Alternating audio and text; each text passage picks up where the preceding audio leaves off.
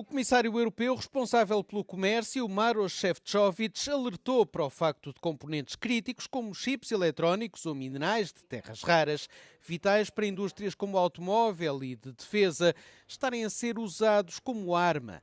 A advertência surge na sequência do recente confronto entre os governos neerlandês e chinês devido a receios em matéria de segurança nacional. O Estado neerlandês assumiu o controle do fabricante de semicondutores Nexperia, propriedade da China, recorrendo a uma lei do tempo da Guerra Fria. O governo chinês reagiu suspendendo o fornecimento de chips essenciais, o que ameaçou fazer cair a indústria automóvel mundial.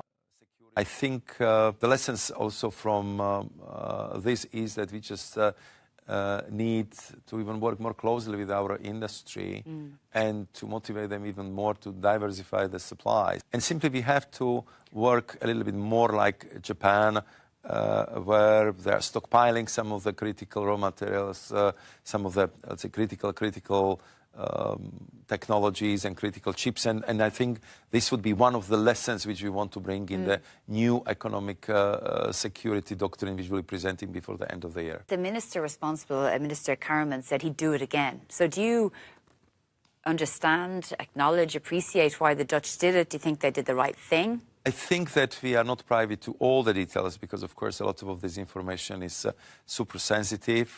So I think if it comes to the details of the concrete steps which are linked, I understand with the leadership of the Nexperia and the CEO in that regard.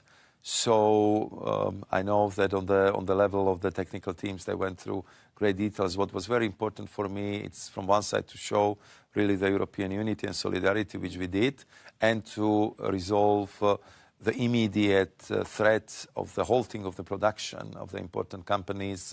But I suppose the response to almost overthrow the whole of the industry, I mean, do you think that's a harbinger of the future relations with China? I think it very much underlines the lessons we learned over the past years, and it doesn't concern only China, that simply today everything could be weaponized. So if you are dependent on something, if you have a dependency, it could be weaponized. It started with the gas, then, of course, it continued with the critical raw materials, with data, with high-end, low-end chips, and so on and so forth. We just simply have to have much more open mind.